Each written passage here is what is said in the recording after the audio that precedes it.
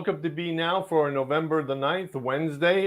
Normally we're on Tuesday, but there was a scheduling conflict, so we're on tonight. And welcome to Be Now. As usual, joining me is Fazal Khan. Faz, how you doing today? I'm good, Don. We got a really packed show, so we probably should go through the agenda right away. What do you think? Yeah, I just want to explain to people we have some sort of scheduling conflict sometimes that we have to do stuff. So that was a problem yesterday. We were also just mentioned last time that we were going to do an interview with Patrick Brown on Monday, and we'd show clips today. That isn't happening because we had to reschedule the interview. It's going to be later in the month with Patrick, and we will show it in our entirety, but then we'll do clips when we do our next show. So on we go. Let's go.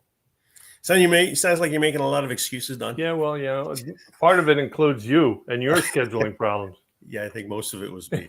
Okay, so we got a number of things we're going to talk about today. First, our promo piece was on Mark Eversley.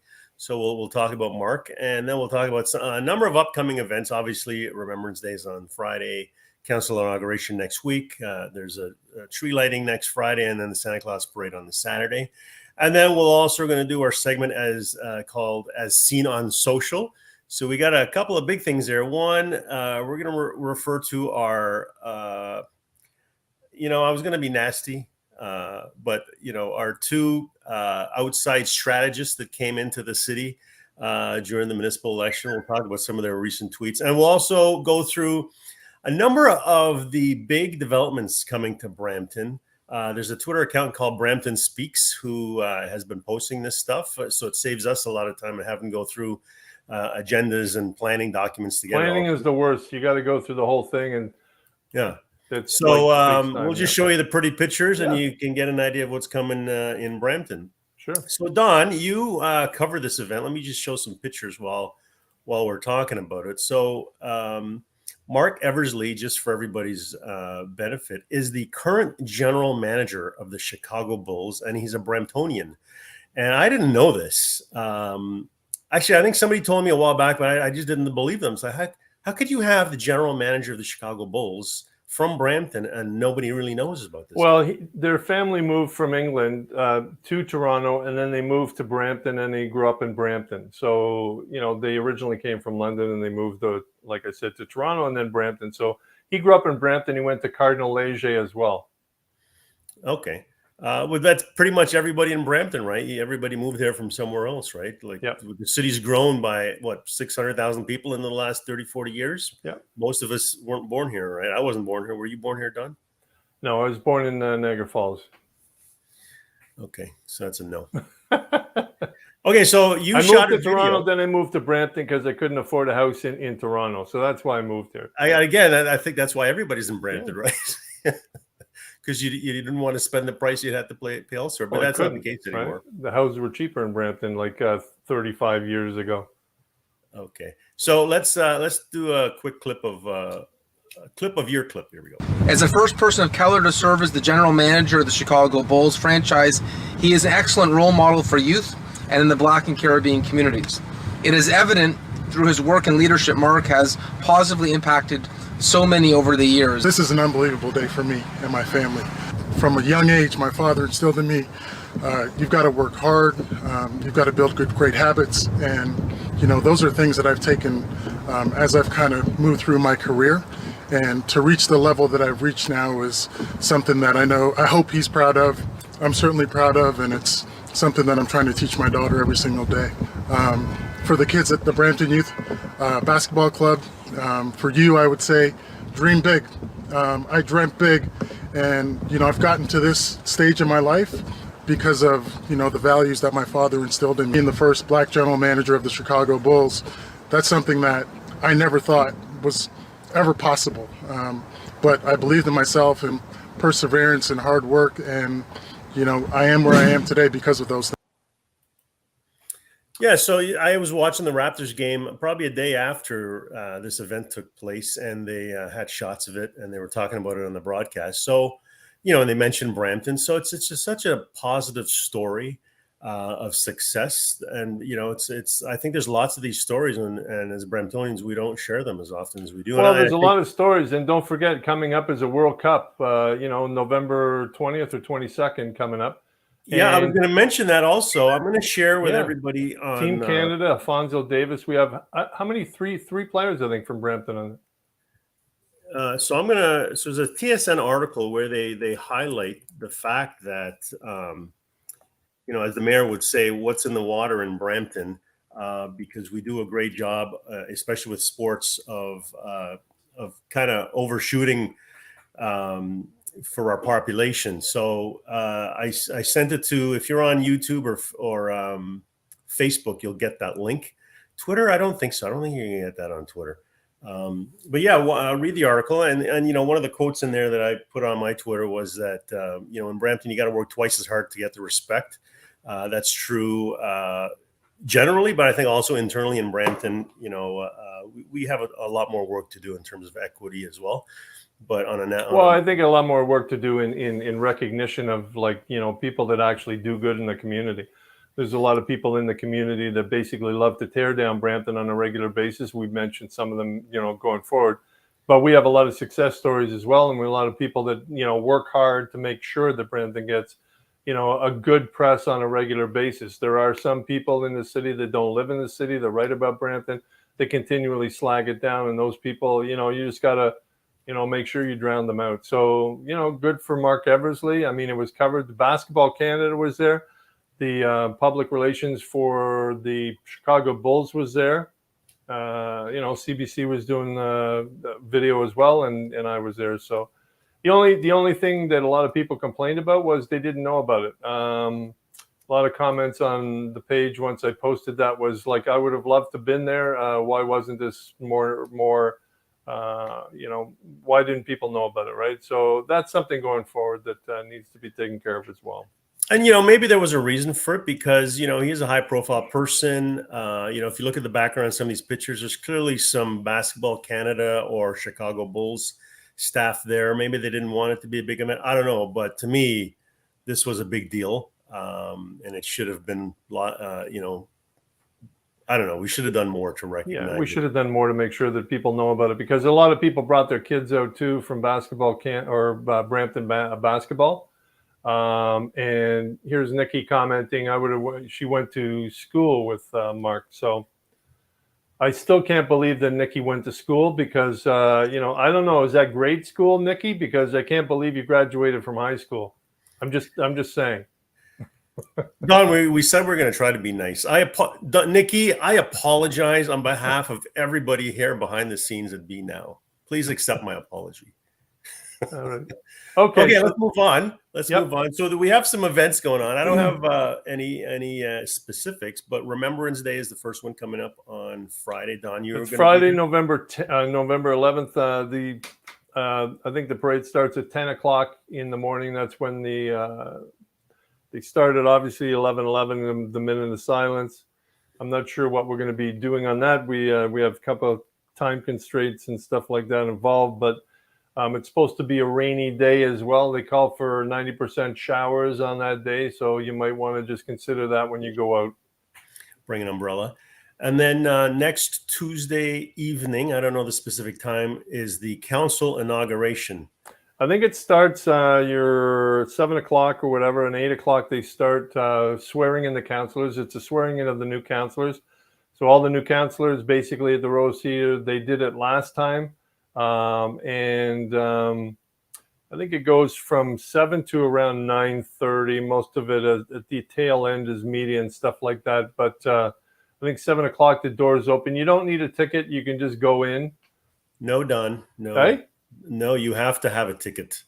I think they're having issues. So you have to have a ticket. You cannot just show up there and get in. Right. All right. Well, maybe it's a 800-seat theater, and they've all allocated it to the various councillors and the mayor. So if you want a ticket, ask somebody on council that you ask your either that or, you know what, if you call the Rose Theatre, they'll probably tell you how to, if there are tickets, how to get a ticket. Yeah, but yeah, don't just show up there expecting to get in. So do some planning beforehand. Okay. Will it be broadcast? Good question, Karen. We will not be broadcasting it. Maybe this is a good time to talk about next week's show, Don. Yeah, next week's show, November the 15th, falls on that Tuesday. We will not be doing a show on that Tuesday. We'll be doing it the following on November 22nd. After that, as we said before, once the councillors are sworn in, we have an open invitation to all councillors if they want to come on and talk about anything. We did it like years ago, open invitation to the councillors. We do it every time a new council is sworn in and intermittently. So if they want to come on and talk about what their goals and aspirations are for the next council and the next 4 years, they're more than welcome to contact me, and we can book a time where they can come on Be Now and talk about it. But I'm sure we'll see lots of photographs. But I think it's open to the media. Unfortunately, I can't be there. But hopefully other media. I think it'll get a lot of attraction from Toronto media as well. So you'll get bits and clips of it. I don't know if the city's planning to record anything, but it's always also a nice positive way to start off the next 4 years. It's a positive way. I mean, we did cover it the last inaugural. We did cover it. Michael Charbon did the interviews with the new councillors, incoming councillors.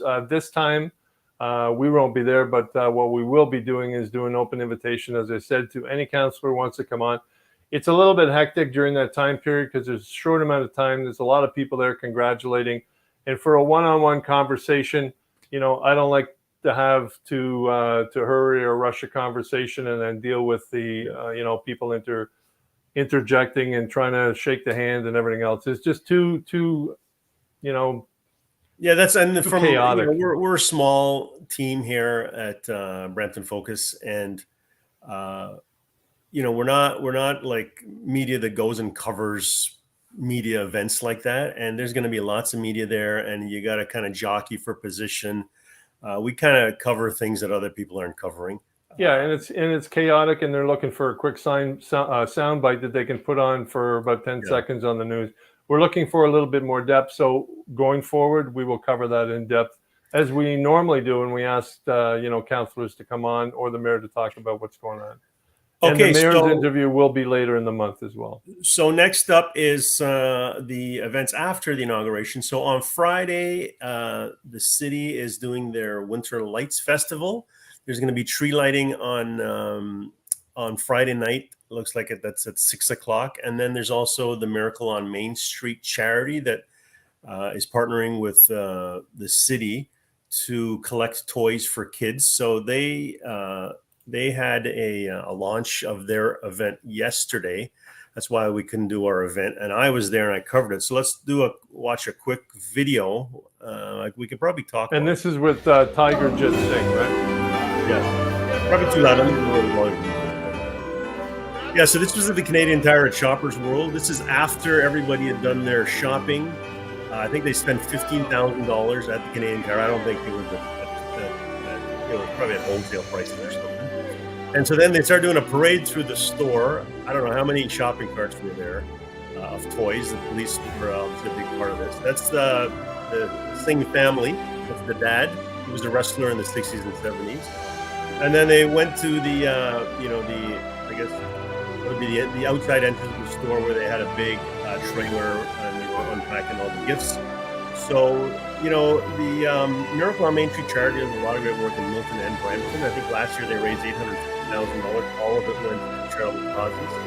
And so they do a great job of collecting toys. They partner with the city, with the police. And I know there's other groups. I know Ivan's watching now. I know Ivan does a lot of stuff. I'm not sure if it's with this charity or not. But it's a great time of year for all these organizations to kind of help out in the city. Yep. And like that organization been around for how many years doing that? I think that's... I could be wrong, but I think they said 8 last night. I haven't put the video together. 7 or 8, but it's been around for a while. But he's doing good, and you'll see the full video by Friday. After Friday, I want to wait till Remembrance Day before we start promoting any kind of Christmas stuff. Yeah, and then November 18th, that toy drive, that's in Gage Park, and you can get in for free if you bring a gift.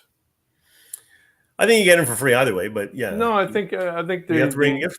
Yeah, I think you gotta bring a bring a proper gift. Don't just find something in your Yeah. pocket. Just don't pick something up at Value And there's Village. rides and stuff. So I think the Miracle on Main Street team is doing a lot of that. So I Right. think it'll be fun. And that's at Gage Park, because the other tree lighting is at Ken Willen Square. So Gage Park, they're doing the Miracle, and if you bring a gift, you can get in.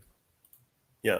Does it say that there? Yeah. Bring a new unwrapped toy in support of a local organization. Right. And then you get in and they have the, all the other stuff. Yeah. And then on the Saturday, there is the Santa Claus Parade, which is changing its route because of the construction in downtown. So I went to their website and I can't exactly figure out exactly the starting point, but it looks like it's somewhere probably at the corner of Chinguacousy Park. And then it's at the corner of Chinguacousy Park. It's at the top end.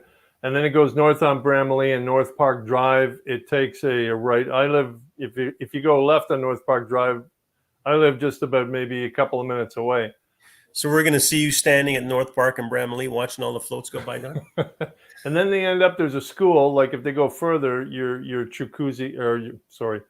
Chinguacousy Park, but your Professor's Lake entrance is very close to the. You can see where the Professor's Lake is at the top there. Yeah. We got in trouble with the Santa Claus Parade, folks, a few years back because I don't know if you guys, the viewers, recall, we used to cover the parade live before anybody. Well, we were the first ones to live stream the Santa Claus Parade in downtown Brampton. The very first ones to do that. Yeah. That was how many? 5, 6 years ago? 6 years ago? Yeah. Paul, Councillor Vicente now used to. We have video of him climbing up a street post to connect the camera. But anyways, during the pandemic, when they weren't doing the live parade, we decided to broadcast our live parade the same day, thinking we were doing a good thing because the Santa Claus Parade people were doing it later on, their whatever video they had prepared. And we got all sorts of nasty emails telling us to stop it, and we did not. We continue to do it. So we're trying to be nice, Don. We're trying to be nice. We're promoting it. It's happening on the 19th at 5:00, a different route. So I also have a link that I will share with everybody if you want to get more information. And there you go. Everybody. So has Karen, Karen's saying St. John Bosco. Yeah, and I think that's the one just along North Park. There's a school there, and it's just on the right hand side where the Santa's standing. I think that's where they turn in. They might be turning in there. Okay, so now let us move on, Don. So the next thing is as seen on social. Okay. And let us see what we got here first. Okay, so as everybody knows, there were two big outside political strategists that came in to help one of the candidates that was running against the mayor. We don't need to mention who it was, but we can mention the strategist's name. So the first one was Marcel Weeder. So here's a tweet Marcel put out. I guess that was this morning, talking about the political elections in the U.S. What I found interesting was the very last line. For Pierre and the Conservative Party, divisive politics isn't working. I found that funny too, because we're talking Nick Kovacs and Marcel Weeder. We're promoting the candidate Nikki Carr. We can say her name, and basically all they used during the campaign against Patrick Brown was divisive politics.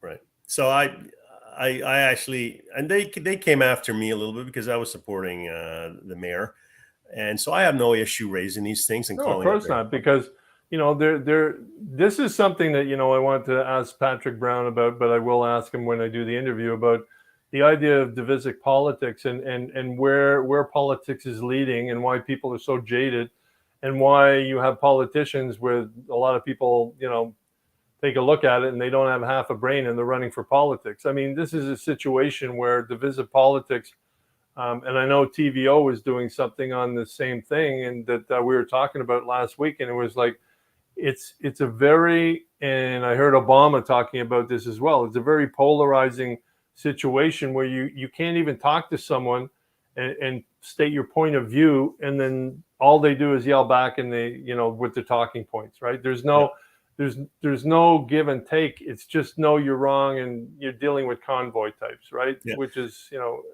So Not Ivan a has a political question. discourse. Ivan has a question. What's your reaction to the autistic young man sent to the hospital by PRP? I don't know what Ivan's Well, talking about. apparently Peel Regional Police. We don't have all the details. Apparently, he was an autistic. I'm not sure like what the age was, but he was a young adult that was basically, I think he was outside wandering around in his underwear, and he was autistic. But the Peel Police apparently tasered him and handcuffed him, and he was in the hospital. So I don't know the details. I just saw quickly on Twitter sometime earlier today. Don't know the details, Ivan, so we can't comment. And I'm sure that the Peel Regional Police will have their own commentary on that. Yeah, and so let's go back to I see it on social. So here's Nick Kovacs. So this was, I think, last Friday. Nick was commenting about polling, and if you recall, Nick Kovacs has a polling company, and he came out with a poll during the municipal election that showed his candidate was leading Patrick Brown. So he's basically saying, the people he's been interviewing outside of the Queen's Park bubble aren't happy with QP, and so he's looking forward to getting polling information from polling companies that aren't working on behalf of QP. So again, more hypocrisy from a guy who during the municipal campaign was saying the exact opposite of what he's saying here. Well, exactly. And that's, these people are running major campaigns for politicians, and then somebody is supposed to take them seriously. I mean, if you're going to run a campaign again, and running it on this divisive and corrosive allegations, and unfounded allegations on a regular basis, how are people going to take these people seriously? I don't take them seriously. Yeah, and you and I were talking. It's like we should start the Don and Faz political strategy company, because I think common sense is a lot more practical than what a lot of these high-paid strategists are doing. Right? Well, it's like politics is is like people say politics is a dirty game, but at the same time, if you're running a campaign basically solely on mudslinging, people are turned off by that. And, like the campaign that Marcel and Nick, ran in Brampton is a prime example of how not to run a campaign. And these guys are professional campaign experts, apparently. Okay, so our next few slides is about new developments happening in Brampton. So let's put that on the screen here. So I'm going to go through, I think there might be 6, maybe 7 of these. And so I'm going to give credit to Brampton Speaks, which is a Twitter account. They handle as Brampton Speaks. This data and the commentary below that you're seeing is coming from that account. And I think both you and I were following that account during the municipal election. I had not heard about Brampton Speaks before that, but I'm the information that person is putting out, I like it. So I thought I'd highlight it tonight, Don. Yeah, Bramalea and Balmoral. I mean, that's trying to visualize exactly along Balmoral where that is, but or what is there now, right? Yeah. And just to be clear, I don't think a lot of these things have been finalized. I think it's going through the planning process. Yeah, it's going to planning department and stuff like that. Yeah. And you'll see as we go through that some of the artistic renderings are a lot more advanced than this one. This one looks like they're trying to get the maximum amount that they can for that piece of land, and the buildings look very ugly and blocky. But hopefully, our city can make sure that thing looks half decent. Yeah, I think there's a school up around that area too. Yeah, Bramalea Secondary School. I can see it on the left side there. Oh, okay. Yeah. So I know where that is. Those are the old, I think there's 6-story apartment buildings there or 4 stories, 60. Yeah, okay. So it's 4-story. Yeah, I know exactly where that is. Yeah. Okay, so here's the next one. This is at Queen and Hanson. Okay. So there's a 38-story building, a condo looking to be put up there. This is a Queen and Rutherford. Okay. That's a lot of buildings for Queen and Rutherford. But that's, like we talked about the Queen Street densifying and intensifying years ago. That was supposed to happen where Queen Street gets, a lot more dense building in regards to housing, and that would build up that Queen Street corridor. Yeah. Well, this is exactly what they're doing along there, because and I know between Queen and, let's say, Huron, Ontario, and all the way over to Airport Road, there's some apartment buildings, some condo buildings, and so on and so forth. But intensification and densification in that area is not a bad thing. Yeah, and especially for transit, it just builds the case. Absolutely, yeah, because they wanted to build the Queen Street BRT, right? Yeah, I'm hoping it's a little more than a BRT, but we'll take what we get at this point for Queen Street. Here is what's being planned to replace the Bramalea Retirement Residence. Yep. And you and I were there, Don, a couple of years ago before the pandemic, doing some interviews there. Yeah, we were doing a bunch of things there. Yes, it's formerly the Holiday Inn, so it's basically they have a nice pool there and everything else. So this is going to be a major major redevelopment, 38 to 40 story. I think the Holiday Inn is it may be only like 8 or 9 story or something like that. So I was trying to think about this. Either they're going to relocate the current residents, or maybe they'll just stop admitting new ones. I don't know how that works, Don. I don't know. Maybe they'll take all the residents in that residence right now and put them in the Bramalea City Center for now. And then when everything gets, they'll bring them back. Well, there's another development happening over where the Sears was at a Bramalea City Center. So there's a lot going on there. We'll get to that one. Yeah. So this one is at Steeles in Huron, Ontario, which is not Shoppers World, but it's diagonally across Shoppers World, right? So on the southeast quadrant. Yeah, beside the golf course. So that's basically, I think There's that's some fast food restaurants there now, I think. Yeah, well, the golf course it backs onto. I think that's the Peel Village golf course. Yeah. So that whole intersection where the LRT is going to stop, man, that's going to be a really busy. It's already busy now. It's going to be more so. Transit's going to be very important for the kind of density we're seeing coming here. Yeah. Okay. This is in downtown Main and Church. So this is, as you can see, I think when you get renderings like this, I think it's much more further along in the planning process. However, I do see trees coming out of balconies in this building.